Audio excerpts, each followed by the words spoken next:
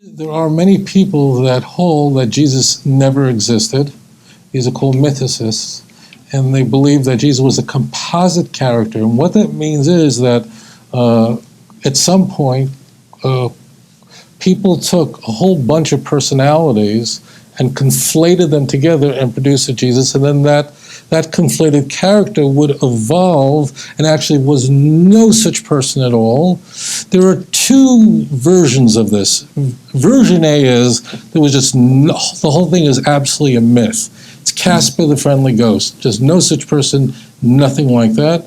The more popular expression of mythicism is that, okay, there was some guy in the Galilee who was just a Jewish guy and maybe a few people he was studying with, and then all this stuff is completely created, but had nothing at all to do with him. That's basically what the argument is.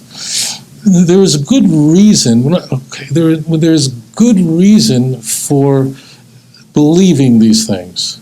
I don't necessarily say they are true, but first let me explain the problem for us as historians. When we look at history, it is not like the hard sciences where we could, if someone makes a claim, we can then replicate it in a laboratory. We can do it again. And that's necessary in any of the hard sciences. You've got to be able to replicate the claim. Right? The problem is we can't do history over again. So therefore, we can't do it again. We've just got to look at a very small amount of literature from the ancient world and just try to figure out what happened. We can never be sure of anything, but what we're doing is we're asking ourselves from 1 to 10, what is the likelihood that this is true or not true? What the reason why people believe that Christianity is based on something out of completely whole cloth is because there is not a single contemporaneous author who wrote one word about him. I mean, let alone Matthew's passion narrative that says when Jesus was crucified, people came out of their graves and started walking around Jerusalem introducing themselves to people. I mean, don't you think the newspapers might have mentioned that? I mean, that should have somebody, I mean, are we really to believe that no one, I mean, Philo and, I mean, no one, so we don't have any contemporaneous text, zero of Jesus or anything like that. And it is portrayed in the New Testament. Jesus was a fairly popular figure. In fact, it is what's called triumphal entry into Jerusalem. Thousands of people there. That would have been recorded in the ancient world, and it's not. No one records it. In fact, we have one text which is called TF, which is Josephus' Antiquities of the Jews. The year is 94, book number 1855. But that we all know is an interpolation, meaning that's completely was invented. Almost certainly by Eusebius in the 324, because no one else mentions that. So that's invented. So we have nothing. We have nothing from the first century. The first non-Christian to ever mention Jesus, ever, is would be Pliny the Younger in the year 112, who not even mentioning Jesus. He's just saying that these Christians are gathering for their services, and they don't have a license to do that, which you needed in the Roman Empire to gather. And then our second non-Christian to mention Christianity, again, it's not really related to Jesus or anything like that, and that would be Tacitus in the year 114. Okay, so this is the reason why people question. One of the things you should bear in mind is that all New Testament scholars in any university, whether they are devout Christians or they are agnostic and don't believe in God at all, with very strong force reject this completely. And they'll get really angry if you say this. You could take a New Testament scholar teaching at a liberal university And if he hears that, he'll say, you don't know what you're talking about. Jesus really did exist, even though I don't believe in God. And people wonder, well, why is it that all New Testament scholars, even if they're completely agnostic, some of them are very well-known people who've written a lot of books, why are they so forceful about this? And why is there such a consensus among scholars, New Testament scholars, that he absolutely was a historical figure, and we're trying to figure out how to get to the historical Jesus, this quest for the historical Jesus. And what people miss is that these people cannot be taken seriously, not because they're bad people, but if you tell a New Testament scholar that Jesus never existed, what you are saying to them means they're very biased. They're not bad people, but you are saying that you've devoted your entire life to studying Bugs Bunny. It means your life has been a waste. So therefore, when it said, well, how come no New Testament scholars, even those who are not Christians, don't believe in this? Well, the reason is because you're now saying that their life has been studying, Casper the Friendly Ghost. So therefore, don't be swayed by the absolute consensus among New Testament scholars that Jesus did exist. They have everything at stake because their life has absolutely been meaningless because they've been studying about something else. Do you all understand what I just said? Because people often go, well, this guy's agnostic. He's written 30 books about Jesus. He doesn't believe in God, but he'll go crazy if you tell him Jesus never existed. There's a reason why. These people are not bad people. This professor at Harvard, she's not an idiot. But the thing is, you are saying to them, your life is meaningless. So they are really the worst people to ask if Jesus existed because of this bias. Okay? So do you understand that point? I've never heard anyone say this. People seem to be impressed by the consensus of New Testament scholars, but imagine being a New Testament scholar and saying that he never existed. What are you doing? Like studying you're studying the texts about the Roadrunner, about Bugs Bunny? I mean, you're saying your life is about nothing. Okay, to get that point?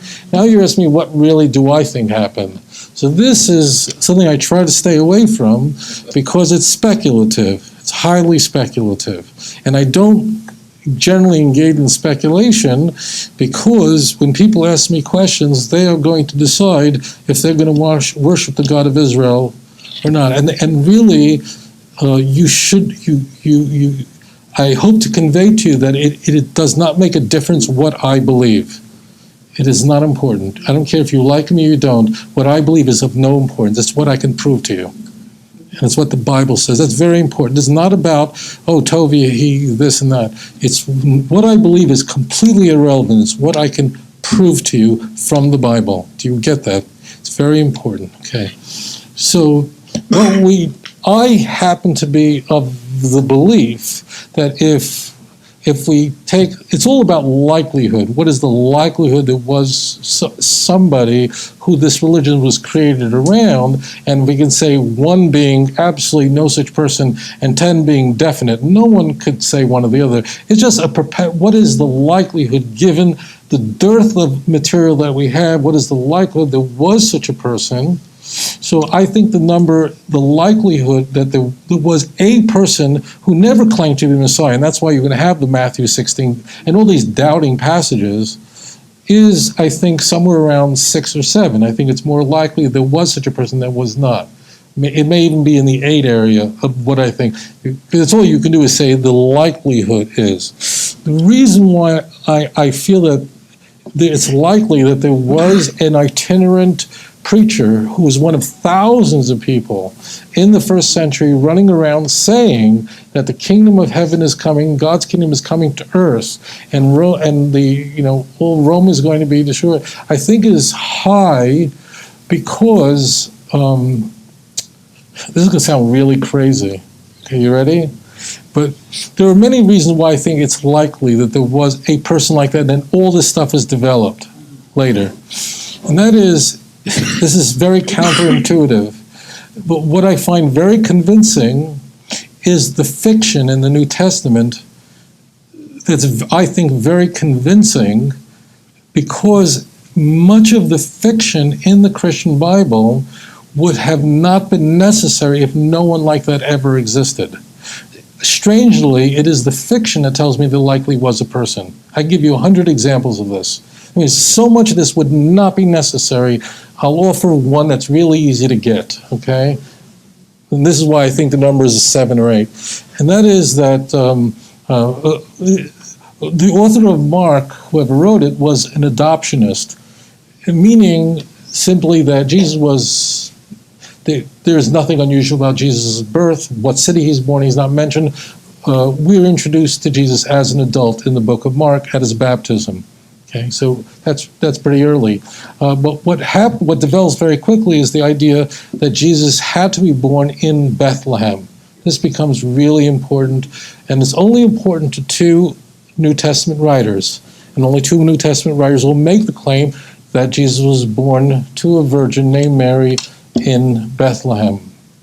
What is very striking about these only 2 infancy narratives we find in the New Testament, one in Matthew and one in Luke. Luke is far more elaborate, is they each use a different, in literature it's called a plot device to make that happen, which means they need to get Jesus, who is from Nazareth, which no one ever heard of, which makes it very convincing, because why choose Nazareth when Nazareth is not mentioned in Talmud, Tanakh, nowhere. And then they're trying to get him to be a resident of Nazareth, and therefore he's always known as Jesus of Nazareth, not of Bethlehem. That's the ascription that's assigned to him. But how do we get him to be born in Bethlehem? Because King David was born in Bethlehem. So Matthew and Luke independently, they couldn't get on the phone or email each other and say, well, what did you do? Oh, you did that? Okay, let me not. No, that's not going on. In the first, so what happens is they each independently come up with a different plot device, and they're complete opposites. Which means if I asked you, in simple terms, let me just explain this. If I asked you, according to these books, what was the original hometown of Joseph and Mary? Where do they come from? What city are they from? What is the answer? What's that? I'm sorry? I think it says the city of David. Okay, so you're saying that the original hometown of this couple, we'll call them young, just this couple, is Bethlehem. That's where they originally came from. I think that's what it says. Okay, that's unusual. Most people wouldn't say that. Most people would say, where was the couple originally from? Nazareth. That's because but you would both be correct, because it actually depends. According to Luke, the couple starts out in Nazareth. And then at the time when Quirinus, who is the governor of Syria, following Herod's removal in the 6th CE, it's Herod the Great's son, so what happens is there's a census where the whole empire is for taxation purposes. There's no record of this in history anywhere. Everybody in the empire has to go back to the ancestral city from where their ancestors lived 1,000 years ago. And imagine if we said to you, you have to go back to where your ancestors lived 1,000 years ago. Where would you go? But somehow everybody, why would this be necessary? As it turned out, of course, there were census takers like we have today, but people did not move for a census. Census takers moved, okay? But Luke wants to come up with a reason how to get the family to go from their hometown of Nazareth, why they have to get to Bethlehem. And they come to Bethlehem, and of course, Mary's going to have a baby, and she'd like to, I guess, stay at the Holiday Inn, the Howard Johnson, or weren't a rich family, but there was no room at the inn, and Jesus is ultimately born in a barn, and literally is in a manger, and then what happens subsequent to that, it's by the way, Luke's infancy narrative is enormous, and I'm leaving out a lot of it. This is the part that's critical, is that after some shepherds come and visit and so on, the family then goes to Jerusalem, where the appropriate offerings are brought. a month later, and then go to Nazareth, and that's where Jesus is raised. Okay, so the family starts out in Nazareth. They go down to Bethlehem where Jesus is born, and then they return back home to Nazareth. In Matthew, it's exactly the reverse. In Matthew, the family is from Bethlehem. There's no barn and manger in Matthew because, frankly, if you lived in Bethlehem, would you go to a hotel down the block? Of course not. So he's born at home. And what happens then is, but we need to get him, Matthew has to get him to Nazareth because everyone knows he's from Nazareth. Get it? So therefore what he does is he has the slaughter of the innocents where Herod the Great, which means Matthew is placing Jesus' birth about 10 years before Luke. Okay? He has to escape and get away from Herod the Great. He's going to kill every child born in Bethlehem. So they then go down to Egypt, chapter 2, verse 13 through 15 in Matthew, and they are there until the death of Herod. Matthew famously says, to fulfill what was said, out of Egypt have I called my son, even though the text in Hosea 11:1 is referring to Israel, not referring to the Messiah. And now, what happens then is Joseph is then told by an angel that he actually can't go back home. I mean, the natural thing is now Herod the Great is dead. Great, let's go back to Bethlehem. You can't. Why? Because as it turns out, Herod's death brings about Herod's son, who was a psycho.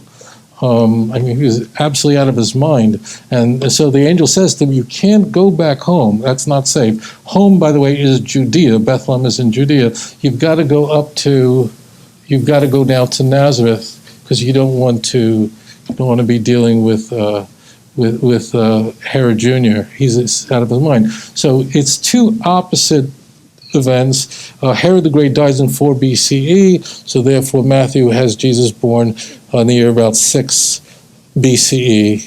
Always found that interesting because that would mean that according to Matthew, Jesus was born 6 years before Christ, but that's a whole different issue. Now, why is this all necessary? Why would it be necessary? There's an example. If Jesus was Casper the Friendly Ghost, means nothing ever existed. Why would they come up with Nazareth? Like, who ever heard of Nazareth? And you even find that in John, in the early John, like, what good thing can come out of Nazareth?